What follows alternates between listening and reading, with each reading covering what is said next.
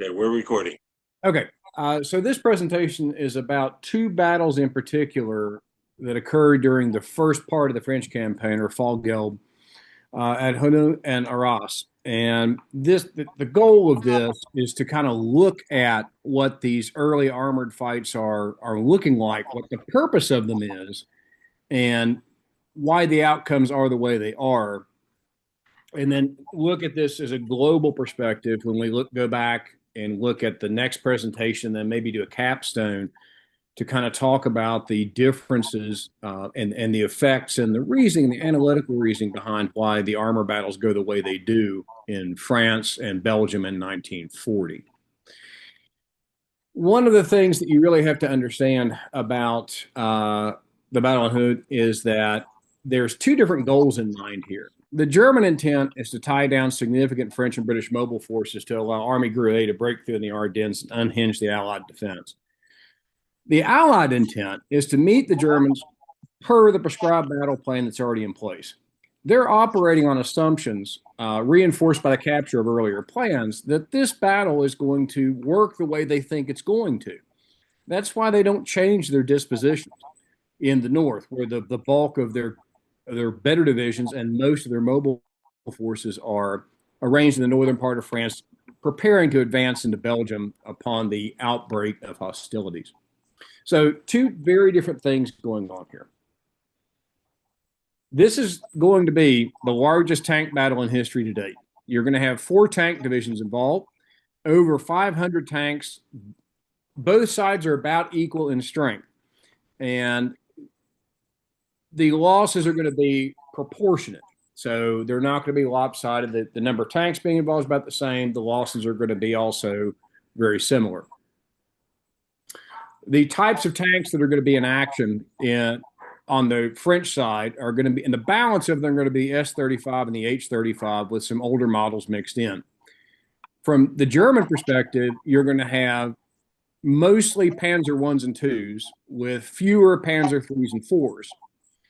Germany, the dominant bulk of the Panzer force heading into France in 1940 is going to be Panzer ones and twos, and these were never really intended to be battlefield tanks. These were prototype tanks. These were training tanks. These were not really meant to fight the way they're going to have to fight. So that's going to be part of the problem that the Germans are going to encounter. The French tanks are the more modern French tanks are definitely a match for the modern German tanks, the Panzer threes and Panzer fours, as far as armament and uh, armor are concerned. About 250 tanks per division on both sides. The one thing that I think people lose track of very often when we're looking at this part of the war is that tank divisions are very big.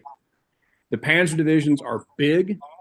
The French armored divisions, although they're very new, are very big. Most of these divisions are going to have between 250 and 300 tanks per division. With Allied divisions and with German divisions, as the war goes on, you're going to generally see the number of tanks per division diminish a little bit, especially with the German divisions as the war gets more challenging for them and they want to have more formations and the production is somewhat of a problem. You're going to see fewer and fewer and fewer tanks per division. These are very big divisions. One of the things that the Germans are going to have a big advantage in when it comes to this is the supporting arms that are going to be playing a role in this battle. Germany and France both have inherent, core division artillery and anti-aircraft artillery that are assigned to the divisions. And the number and quality of German anti-aircraft guns per division is generally better. German anti-aircraft artillery, if you want to, we would call it artillery, the lighter stuff, goes all the way from MG-34s on tripods to 20 millimeter guns at the light roll, 37 millimeter guns in the mid range, and 88 millimeter guns in general for the heavier flak. When it comes to, when it comes to the, go back one frame, sorry about that. When it comes to France, France has limited employee coordinated air cover. The The reason for this has to do with pre-war events. We discussed this earlier, is that the French Air Force was broken up and it was not well organized, not by its own choice, but by the choice of the French army. And it goes hand in hand with the breakup of parts of the French government, the arresting of communist politicians because the French Air Force was not essentially trusted. A lot of this has to do with Pierre Cot. I addressed this in the book I just released. You want to learn more about Cot, very interesting character and kind of worthy of some of the suspicion going on.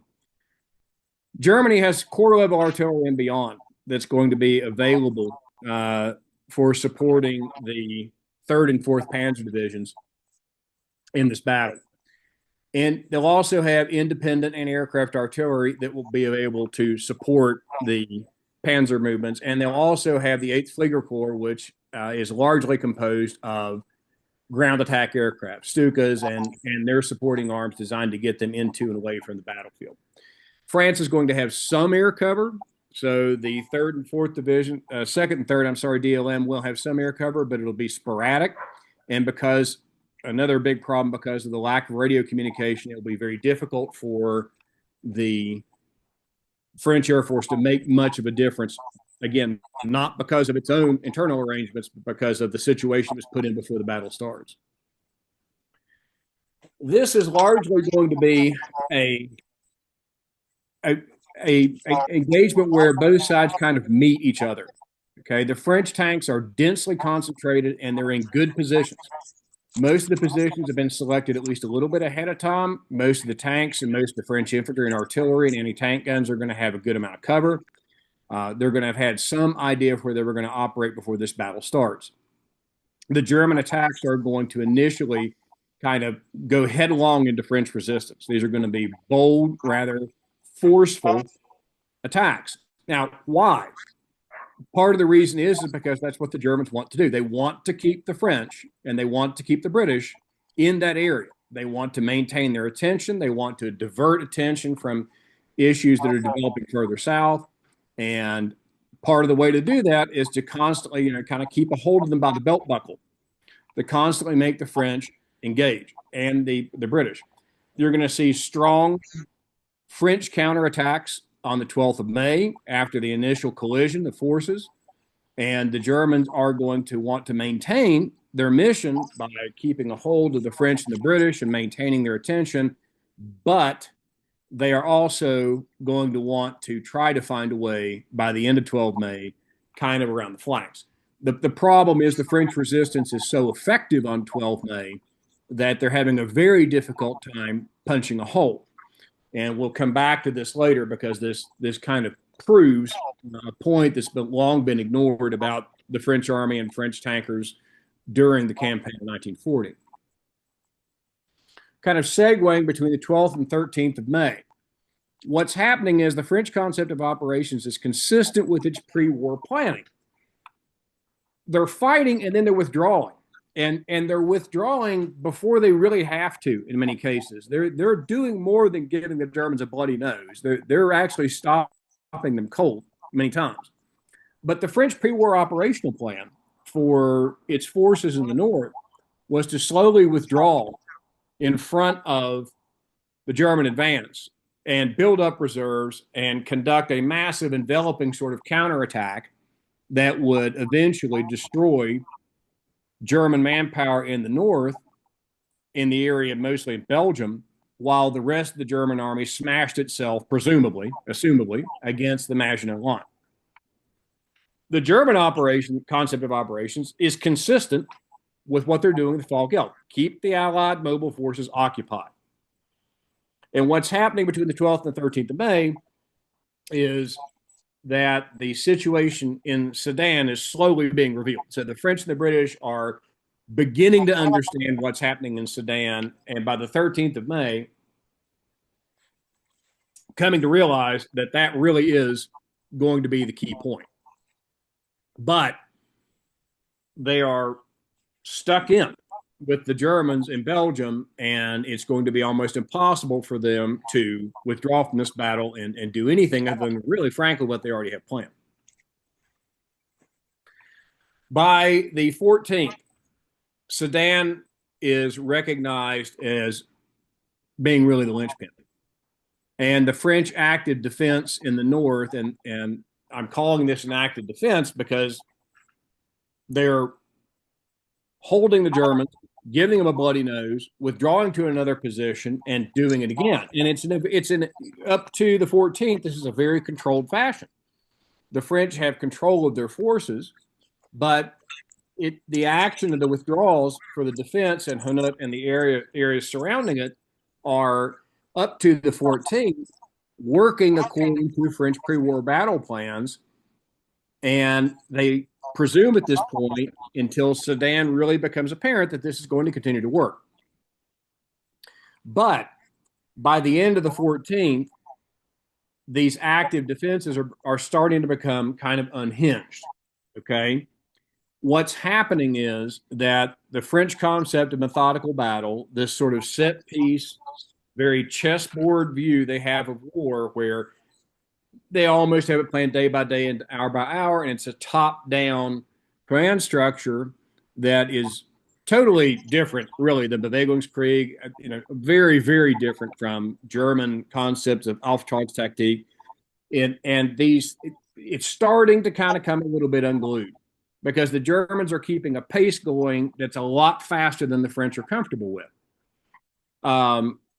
The war is really just beginning by the 14th of May. And this really probably is the key date, one of the very key dates in the French campaign. The war is going too fast. The French command can't keep control of it the way that it wants to.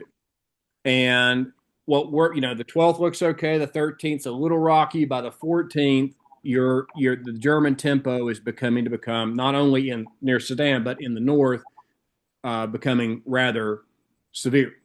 And by the 14th, what you're going to start to see is that the French in particular are going to have an almost impossible time of keeping that active defense going. That ability to move and fall back to a different defensive position is going to be tougher and tougher for them as they go along.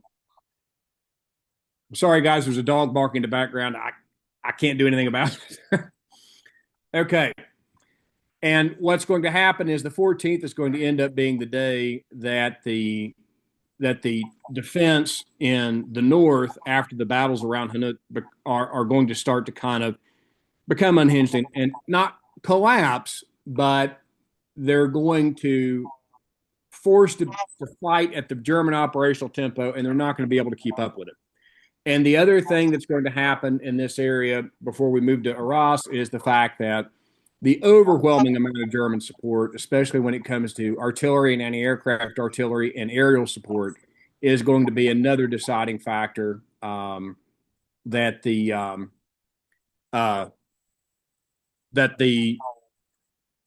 French are going to be able to not cope with as well, and the British too. But so moving along to Arras, which is probably the most well-known tank battle of the French campaign. And there's been some ink spilled on this, but not that much. Really not much that really it talks about the Allied counterattack, but doesn't go into some of the details that are really really kind of important. This is going to be a few days later, on the 21st of May. The Arras counterattack is going to be kind of in response to the German breakthrough at Sedan, and also to an uncomfortable position that some of the British troops are finding themselves in and around the time of Arras. Now, if you look at some of the campaign maps and what's going on about this time, what you'll see is there is a pretty narrow German salient. The advances of these panzer divisions are the neck, so to speak, the flanks of it are actually not that broad. And anybody looking at a map with any sort of military knowledge is going to say, that's a brilliant place to conduct an attack. And it makes sense. It's a very common sense attack. And the idea is to number one, relieve some of the troops around Arras, but number two, cut off that German advance. It's now obviously heading toward the Channel. In theory, it was a great chance to achieve a significant encirclement or destruction of German forces. And again, very tempting looking at it. Conceptually, the idea was very well understood by the British forces involved and the French forces involved. That's not the issue. The problem is the execution of it. Now, were substantial forces on either side of this German penetration. A large number of British troops in and around Arras. German lines were extended, flanks exposed, columns flying ahead. This is where, and we'll talk about this in a bit, this is where the legend of the Gespinster division, the 7th Panzer Division really kind of comes to play. So the opportunity is there. But the coordination is terrible. The right hand has absolutely no idea what the left hand is doing. The French are not coordinating well between with the British, and honestly, some British units and some French units don't have any idea really either of what the other British and French units are doing. This is not well coordinated. The communications are terrible. Radio communication, of course, we addressed that before, is very bad in the French army because they were very afraid of using radio too much. And what this is going to lead to is a bunch of piecemeal attacks, and the lack of communication ahead of time is also going to lead to a lot of blue-on-blue casualties. So there's going to be one particular incident where probably the most famous of the blue-on-blue casualty incidents is the Battle of Arras, where a French army unit collides with a British anti-tank screen, and the British and the French have no idea who each other are. They're not terribly familiar with each other's equipment. They don't have any way to communicate. And the French tanks actually take out some of the British anti-tank screen. That was a completely avoidable incident, but again, due to bad communication and coordination. If the attack goes in almost exclusively from the north, there were forces available in the south, but due to the coordination, they're not going in. There's just virtually no communication. And this is also about the time that Gamelin is booted and Weygand comes in command. But again, this is not having any sort of a dramatic effect. Before the war, Gamelin is referred to at one point as a spineless philosopher. He certainly didn't put in a very good performance in the first few days of the war, but Weygand comes in and muddles around for days before really doing anything. Has no good effect on the outcome of this battle. And it ends up scaring the Germans a lot more than it should have, really, retrospectively. But it could have. The idea is there's an opportunity for a great battle here that ends up being a bit of a flop. The opposing forces in this battle: one French armored division, the Division Légère, the British First Army Tank Brigade, the 5th and 7th Panzer Division, of course, the Ghost Division. And this is going to be really the first time the 3rd SS Division is going to be tested in battle, and really on a difficult level, and it's going to be kind of embarrassing for them. Rommel, of course, is going to become even more famous because of his command of the 7th Panzer Division during this battle and the March to the Sea. Arras does cause some chaos in German lines. It does cause a legitimate scare. Now, Frieser covers that very well. And I think one of the things that Frieser covers extremely well in his book is how anxious the Germans were going on into this invasion in the first place.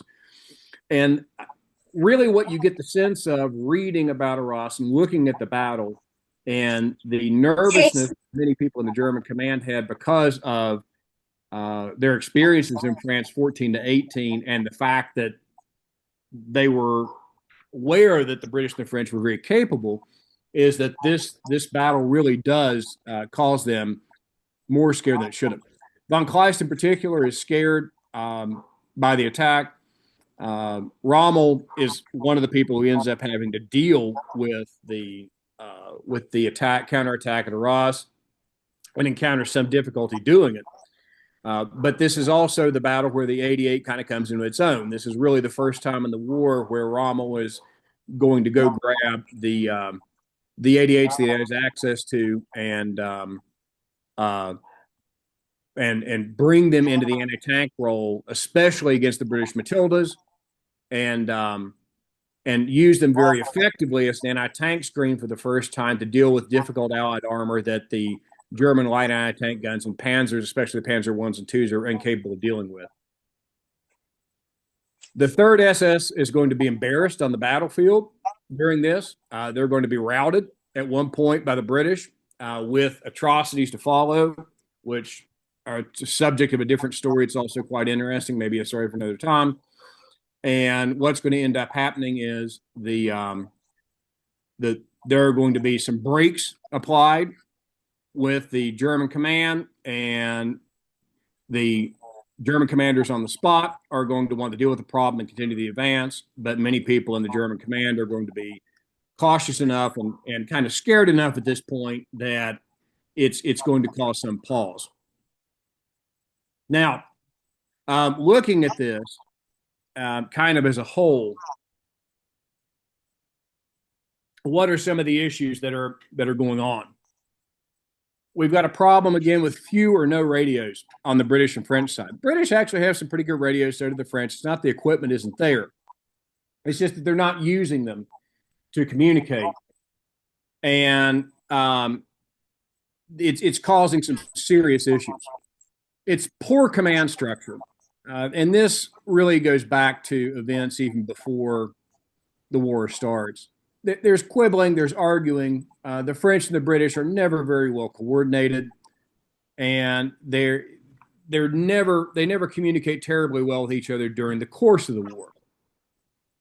And it's unlike World War I, where in World War I they eventually have time to fall into that and sort that out. They have no time to do that. It's something they should have done beforehand, and they haven't.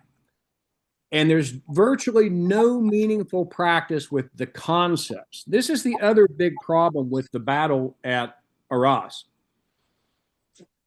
The Germans have been practicing this to one extent or another, really since 1935. They've had a dry run with Poland, where they've got a chance to work some things out. They have experienced the Spanish Civil War. They've got a chance to work some things out.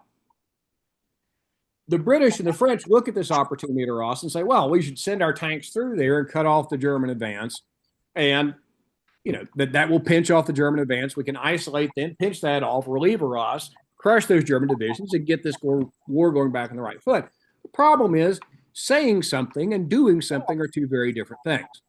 And although the British did extensive and battlefield maneuvers, especially mobile warfare maneuvers in the late 20s and early 30s, they don't have a lot of practice with it at this point, especially dealing with the Germans along the way. The French have tinkered with armored doctrine. There's been some internal arguments and documents going on in the late 30s. The events in Poland really spur them to create these armored divisions for the first time, but they've had really very little no time to put this into practice. And it doesn't matter whether it's a battlefield or it's a sports team. If you haven't practiced, you're probably not going to do it very well. And Arras is exactly an example of what happens when you do that. Let's just send our tanks that way and they'll cut off the advance. Well, if you've never practiced doing that, that's probably not going to work very well. And indeed it didn't. Now, it does cause damage. It does scare the Germans, but it comes nowhere near achieving what they want to. This is doctrine on the fly. And this is them trying to combine their knowledge of traditional fast-moving cavalry operations and throw together some information on the tank and make this work, and it fails miserably. One of the other problems that you see happening here is that there are poor logistical procedures on the offensive. This doesn't get discussed very much at all. One of the reasons that the Bewegungskrieg works very well for the Germans is part of the practice of keeping these attacks going is actually making sure that things like fuel keep up to the extent that they have to, making sure that ammunition keeps up with the advance. And not only at Arras, but at other places during the course of the first about 4 weeks of the war, what's going to happen with both, especially with French armored units, is that you've got that coordination problem because of the lack of radios, but then they're going to go into the attack they're going to make some headway, but then they can't promote the attack. They can't keep the attack going because they can't get fuel. They have no means to refuel the tanks. They have no means to resupply the tanks. So what do? They have to withdraw. And ammunition doesn't keep either. And what these are adding up to, whether we look at, Sedan being a little bit different, Ston being a little bit different because Ston looks a lot like Hannut, where the French have a chance to meet face to face without a lot of maneuvering, and they do very well, is that when these battles get mobile, the French in particular, and really honestly the British, are not very able to deal with it. They don't have the practice they need. They don't have the institutions in place. They don't have the training, even though in theory they know how it should work, to really make these maneuvers work. The other part of this is that methodical battle collapses. This bataille composée, the concept methodical battle, where the French really want to run this almost like a factory. On day one, this is what we're going to do. We have it planned. On day two, this is what we're going to do. We have it planned.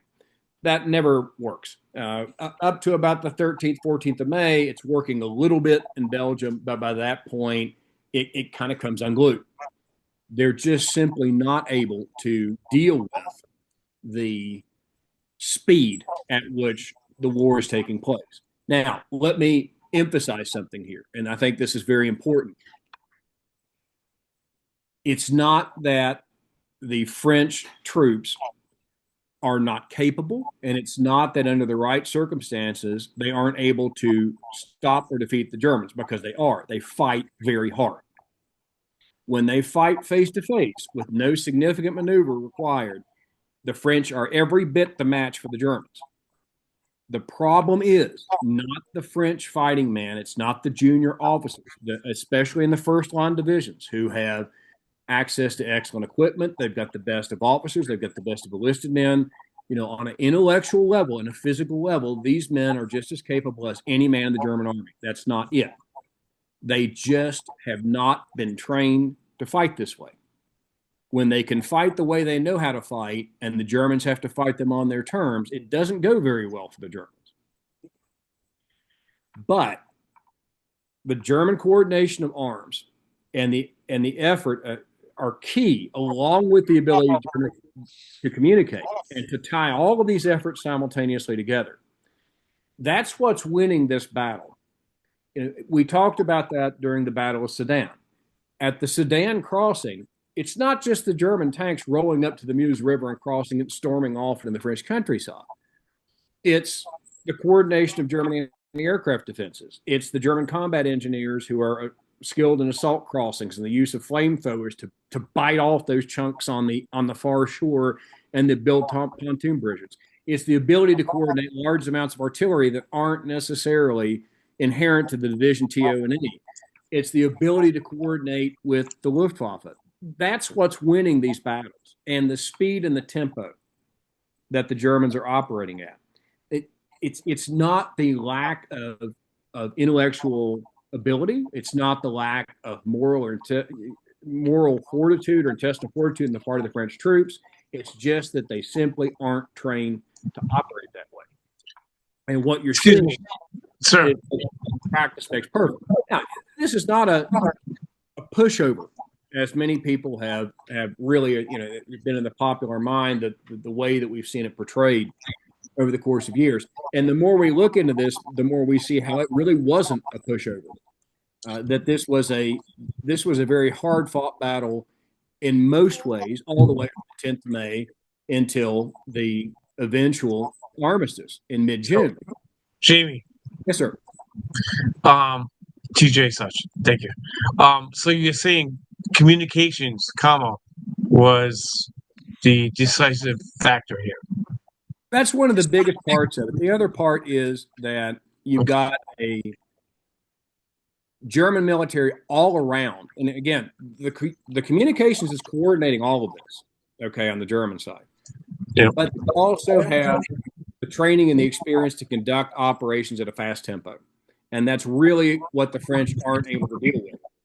Yeah, the Blitzkrieg principle. Yep. Yeah, and they just can't keep pace. Mhm. And a lot of their inability to keep pace and a lot of the inability to get attacks to work is because they can't talk to each other effectively. And that's it's really hard to say. If you want to sit there and say, well, which factor is really the most meaningful, I would say that communications are an inherent part of effective doctrine, and knowing how you're going to communicate with each other is Yeah. part of the larger problem. And the other issues that we discussed too, the other issues that I mentioned, especially, not being able to keep supplies at tempo, not being able to Mhm. having the idea in your head, gee, I know how this should work, but not having the troops practice it ahead of time. So they don't really know they don't know how to do this. They've never practiced. That's the other big Right. issue. And that's where the Germans are succeeding. And it's not, again, it's not just all the tanks. It's what they're doing as a whole. And if you look at the whole approach and you look at the whole approach at Arras, and you look at the whole approach at Sedan and Stone and places like that, what you're seeing is that the French are very capable of fighting. It's that they're not capable of fighting in the manner the Germans expect them to fight. And they waited too long. They ignored some of the very obvious lessons. They misinterpreted some of the lessons that are happening before this, especially in Spain, to some extent in Poland. And although they're trying to rectify that, especially in the weeks right before the war starts, they just don't have the time to do it. A few other little notes that I'd like to make here. You know, the um, the sources on this are varied, and there hasn't been a lot of have been a lot of secondary sources really appeared in the past 30 years, especially compared to Normandy or Russia or places like that. There are fewer sources, secondary sources on the French campaign. There are some primary sources that really don't get a lot of attention. Now, the problem with the primary sources is, especially with the German primary sources, they tend to be rather glowing, often a little bit slanted to one direction, a little bit self-aggrandizing. And there are very few French primary sources, and there are a few British primary sources, which I'd actually point to if you want to read some more about this. Read Ironside's Time Unguarded. That's an excellent book. Spear's book, Assignment to Catastrophe. That's another excellent book that give you kind of the British side of what's going on. And some of the British criticisms, especially of French operations, are fully warranted. Vagon writes a series of books after the war. Recalled to Service is available in English if you'd like to read it. It's apologetic, as you might expect it to be. Freezer's book on the Blitzkrieg legend is probably the best book right now out there on armor battles in 1940, the campaign as a whole. Bond and Taylor's reassessment of France and Flanders 60 years on is due of you. And then, of course, Doty's book, which I cited heavily in the previous presentation, especially on Sedan, is also worth a consideration. That concludes this one. I'm happy to take any sort of questions you have. Has there been a book detailing out the Battle of Hannut in depth and Not actually in, what happened? not in depth. There are some French sources on Hannut that are not in-depth coverage of the battle. They tend to be briefer. There's an article or two. There's one, oh gosh, all the way back in 1992. I think you're going to have to go that far back really to get to the last one. The last really good article about Arras is 1992-93 in the Journal of Military History. But in-depth coverage of all these battles, as far as looking at other than Freezer's book, which again is fairly recent, there's not a lot of high-quality material, and there's really nothing that looks incisively into these armor battles from 10 May until mid-June. That Yeah. really focuses on that, and that's all it really keys in on. Not much. Yeah, I'm just looking at the Wikipedia page right now on the Battle of Hannut, and of course the Germans lost more tanks than the French did. Yeah, and it comes out to be a pretty even battle when you look at the numbers. I'm always a little bit skeptical about the numbers in the French campaign, but that's because I've written so much on French air power, and you can't trust any of the numbers anybody quotes on French air power. But yeah, it's an even match. The Germans do lose more at Hannut because again, they're the attacking force, and the French fight very effectively. I mean, this is a brutal battle, and it's going to go pretty well for the French for 2 days, for the 12th and the 13th, before it really kind of comes unhinged on the 14th, and that's when they can't. That's when they start to lose the tempo and the pace of battle, and the things kind of start to come unglued.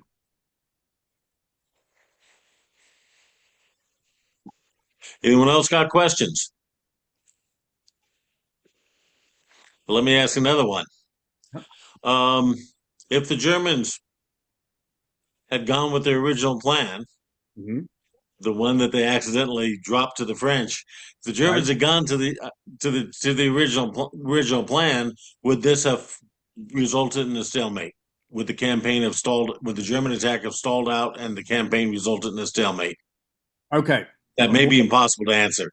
Counterfactual booby trap, but I'm going to offer an answer and say it would not have. I don't think it would have altered the outcome of the war, the Battle of France, but I do think it would have had an effect on the duration.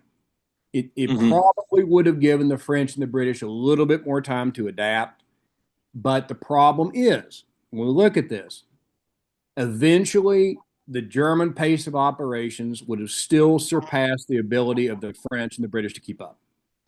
At some point, probably within the first 10 days, I still think you would have seen an issue of the tempo would have been so robust on the German side that any place it would have come unglued, it would have been like pulling a thread on a sweater, and it would have just come unglued in a different place. Now, again, I am not criticized at all, and nor will I ever criticize the fighting spirit of the French. They fought very hard. They just weren't trained to fight this battle that they were forced to fight. Okay. I think Reed, you got your hand up? Yes, I do. Thank you. Can you hear me? Yes, sir. Yes. So another great presentation. I really appreciate it. I'm curious. Yeah, you showed a picture of in the anti-air context of the German 88s. Is that correct? Yes, sir. I think it was 2 pictures. They were both from museums. Yeah, and I'm just wondering. Stuka's close air support, the mobility of the 88s, were they even recognized as an anti-tank weapon at that point? Anything you can say in that regard? Okay, so virtually every German artillery piece had an armor-piercing round designed for it prior to the war. And the 88 was first really used in the anti-tank role in the French campaign. It was the only gun that the Germans had that actually could stop the Matilda IIs because they were so heavily armored. They were trained to fire over open sights at tanks, but it's the first time they ever really have to do it. After France, what you're going to see is, again, one of the lessons of the French campaign the Germans are going to pick up on is, hey, these things really work well against tanks. We need to, kind of make a note of that. It's like I'm a big fan of Gary Larson, The Far Side, and the 88 reminds me of the cartoon where the 2 cavemen are standing there, and there's a mammoth with an arrow, one tiny arrow in his belly, and the other one says to the other, we ought to mark that spot. That's kind of what the 88 comes out of this battle looking like.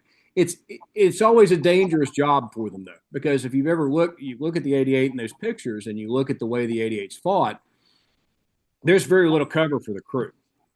And although they can reach out and knock out Allied armor very far away, it's a very dangerous job for them to do it. And a lot of 88 crews, especially in places like North Africa and Russia, are overrun and wiped out in the course of resisting either British or American or Russian tank attacks. But they do a very good job of it. And yes, but to kind of come full circle, the Germans did have some concept of the fact that, we really ought to design armor piercing rounds for all of these things just in case we need them.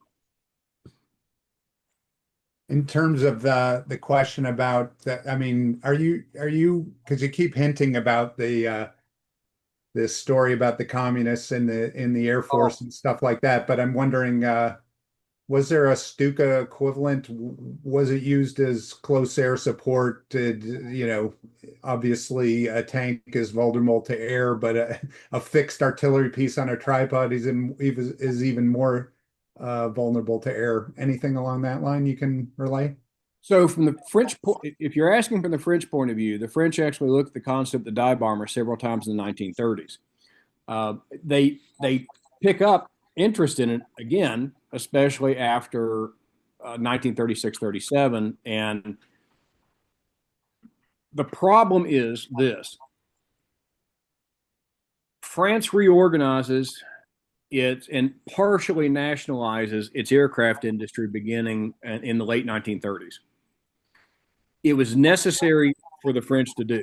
It wasn't optional. People will argue all day long, well, that's what, no, it's garbage. The French aircraft industry before reorganization was an atelier industry.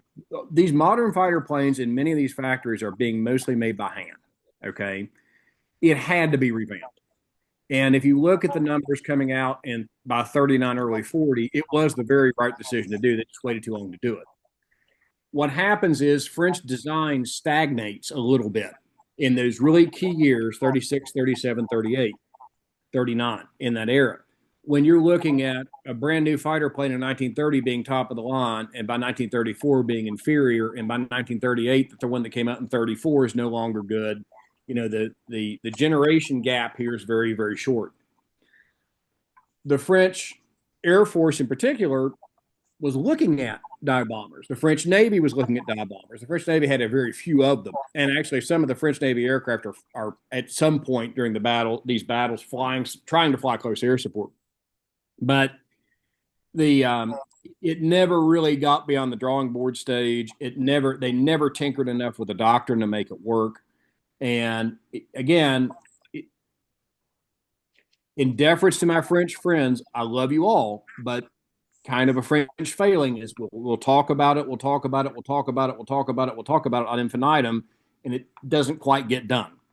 And that happens a lot with the French Air Force before the war. They have a good idea of how these things should go, but it never reaches fruition. And by 38, when things are going well, the Air Force is well organized. They have a good battle plan.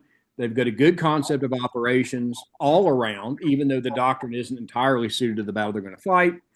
The French army breaks up the Air Force. At the same time, it's arresting all the French communist politicians because they're afraid that the left, especially those people under Pierre Cot, have basically turned the French Air Force into an internal force in France with far too hard leanings into communist sympathy.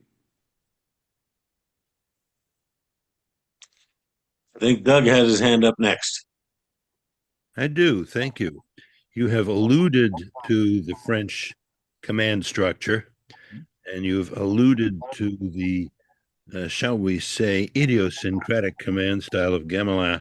My understanding is that he was sitting well back from the front, hated radio, so he was sending communications out and getting communications in by motorcycle messenger and occasionally carrier pigeon.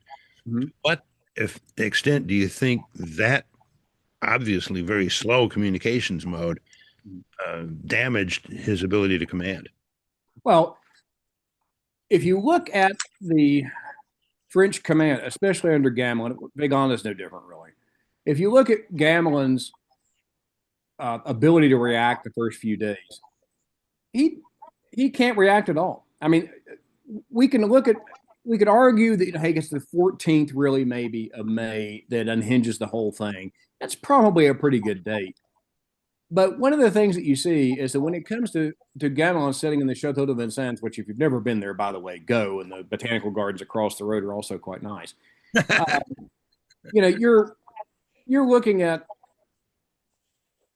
I mean, really an 18th century command structure.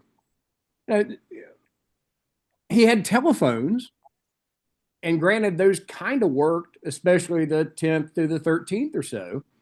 But when the tempo really picks up, that telephone system is no longer going to work. The French also invested a lot of money in motorcycles, really nice motorcycles, by the way, in the 1930s to have courier communications. So, but in Gamelin, arguably in some ways, and this is going a little far, I know, Gamelin probably doesn't have much better communications than the French had in 1870 as far as knowing what's going on and having a concrete idea of how the battle is developing by about the 14th or 15th, because all of those methods that they were using, they're going to work for 3 or 4 days, are really going to start to collapse after the 14th or 15th of May.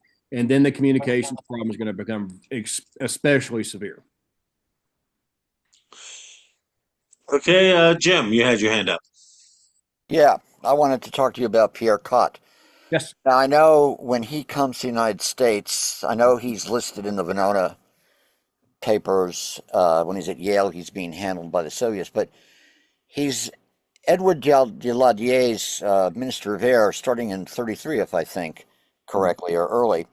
What does he do in terms of learning or trying to understand, or your whole understanding of how the French are trying to see the lessons of the use of air in the interwar period, Okay. such as in Ethiopia, or such as during the Spanish Civil War, because we know Pierre Cot is very instrumental in giving aid to the Republic. So how's that permeating the French Air Force, or not? So the French Air Force is actually very innovative in the interwar period. If you look at French operations during the Rif War, which would be a great presentation all on its own, maybe we'll do that one someday. The French have the ability to innovate quite well. When it comes to air doctrine and looking at air power, Pierre Cot does his homework, and the French Air Force does its homework. And they make a very similar argument for the independence of the French Air Force that the RAF made, that eventually, the U.S. Army Air Corps might as well be independent. It's not, but, it might as well be in a lot of ways, very early on, that they have a strategic role to play and that they need to be independent so they can manage that role as best as possible. They look at concepts in the interwar period, especially strategic air power concepts, and embrace those. And they actually use that as part of the argument of the need to have an independent Air Force that can deal with those issues in a manner that the way development of doctrine seems to be trending, a la Douhet and modifications of Douhet as we go along. In the very beginning, in 33, 34, when the French Air Force releases its first doctrinal manuals, what is the mission of the French Air Force? How are we going to play this out? What you'll see is at the very top is support for the Army. And that's kind of a honeymoon period. They're trying to, assuage the fears of the Army that they're not going to be there for Army support. About midway down was strategic air power. What they're going to do over the course of about 5 years between 33 and 38 is switch that around. Now, this is where it gets messy. And I cover this a lot more in my book. I could do another presentation if you guys are interested on it. Pierre Cot is the air minister. The job that he wants is foreign minister. He never gets it. And he's air minister again under Blum later on in the 30s. Cot wants to tie France to the Soviet Union. Everybody knows that Cot wants to tie France to the Soviet Union. The whole idea of strategic air power that he has envisioned is tying France to the Soviet Union, using the countries of the Petite Entente and hopefully the Russians to allow French strategic air power to overfly Germany, land there, bomb Germany, refuel, and come back. Okay. Now, to give you in an effort to give you a condensed answer to all this, because it's quite a lengthy explanation, that is all flawed from the beginning. Removing the political part of it. And Doty covers this quite well in his books. And the French have always been extremely reluctant to bomb Germany. They didn't want to bomb Germany in World War I. They didn't want to bomb Germany in World War II. And part of the problem of the French Air Force doctrinally is they want to create an air power doctrine that hinges greatly on the ability to deliver effective bombing attacks against sensitive German infrastructure, which the French government is never going to allow them to do. I mean, if you look at what happens in the opening days of the French campaign, there is an opportunity to plaster these stalled German columns in the Ardennes. No, we're not going to do that. We might damage civilian property. We might goad the Germans into bombing us back, and we don't want to do that. So I've just given you a 5 or 6 minute answer, a condensed answer, something that really take about an hour to give you a good explanation. Yeah. Just as a follow-up, yeah, thank you, Jamie. It's really interesting because I'm thinking about how French strategy after World War One and containing containing Germany is to create that whole alliance structure in Eastern Europe, which of course collapses with Hitler. And so, did they envision using air power in that situation? Absolutely. Okay. They wanted to use Czechoslovakia and Poland as basically alternate landing fields. The whole idea, if you look at the French concept in the beginning of 1933-34, you fuel your French bombers up, you load them up with bombs, you don't worry about returning them to base, you fly them over Germany, bomb whatever you want to bomb, you land them in Poland, land them in Czechoslovakia, refuel them, rearm, turn them back, go the other direction, kind of creating a circuit out of it, right? There's some problems with the development of French aircraft in this period that we could talk about later on. But yeah, the countries of the Petite Entente are key in French thinking when it comes to French security in the 1930s. But with Koch and with a few other people in the French military establishment, they want to bring Russia into it, the Soviet Union. And that is almost as scary to the French conservatives as Germany. So, that's part of the problem was. Yeah, that's a whole can of worms to talk about. Thanks. Thank you, sir. Okay, anyone else got questions? Hey, I have 2 questions, Chris, that I'll shoot at the good professor. First, Professor Slaughter, thanks for, again, your always outstanding presentations. And I've got a quick question for you. From your reading and observation of this campaign, where do you stand on the French preparation in terms of logistics? Were they logistically prepared for this, or was logistics a part of the rapidity of their failure? Okay, it's an excellent question. If the French had been prepared to conduct the battle the way they had imagined, if they were able to conduct the battle the way they were imagining, that logistically it would have worked. Okay, they had a tremendous amount of material built up, and even though there's some issues in the French defense industry, by 38, 39, it's cranked up and it's working very well. They had more tanks than the Germans did. The British and the French had more aircraft than the Germans did. Logistically, they could have managed it, but they couldn't manage the delivery of it at the pace the battle was going any better than they could manage the pace of the battle itself. And I'm going to interject one tiny thing here because it's kind of an opportunity, and I'm sorry I'm going a little bit off base. Part of the problem the French Air Force is going to have, especially after May 20th, 21st, is that it had been so dispersed, especially in northeastern France, that the ground crews were, as often as not, being captured by the Germans. Wow. And a lot of the spare parts are being captured by the Germans. Now, you may look at that from one angle and say, well, who cares? Well, here's the problem. If you're a mechanic who knows how to repair, fix, and maintain one plane, you may know how another plane technically works. But if you don't have the parts and you're not familiar with that plane, it creates a problem.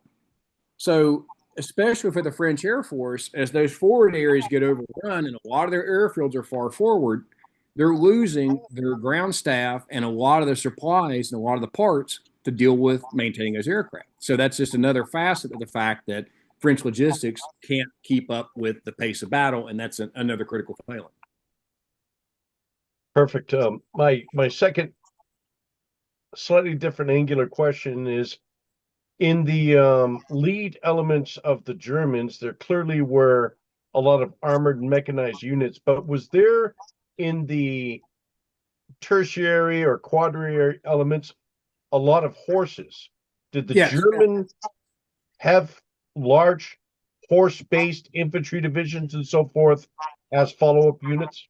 Yes, all the way to the end of the war. And Yep. this happens in France. It's going to happen again in the Soviet Union, where the panzer divisions are basically, although this is going to change a little bit later in the war, the panzer divisions are fully motorized. Their supply columns are fully motorized, but they can go fast. That's what they're designed to do.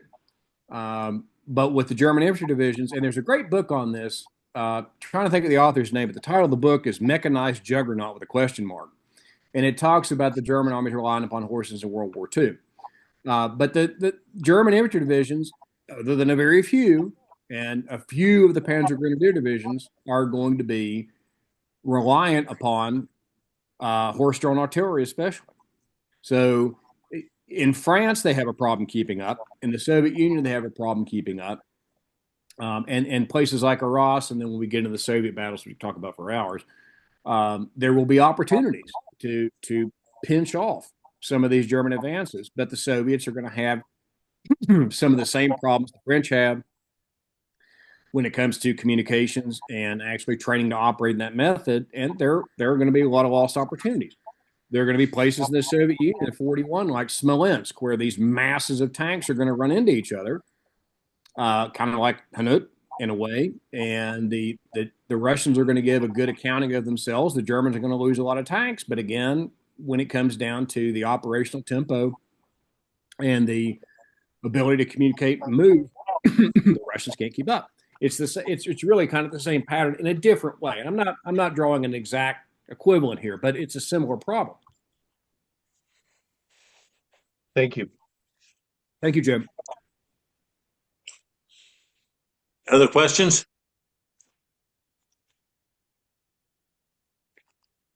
Well, Jamie, thanks. Good presentation again, and I gather we have one more to go on this series.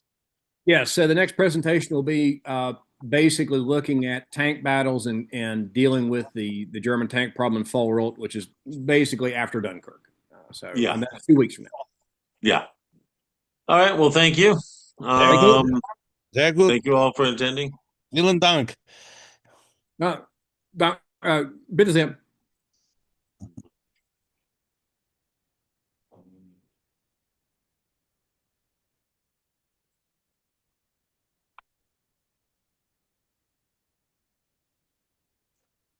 All right. I'm going to go ahead and close it on out.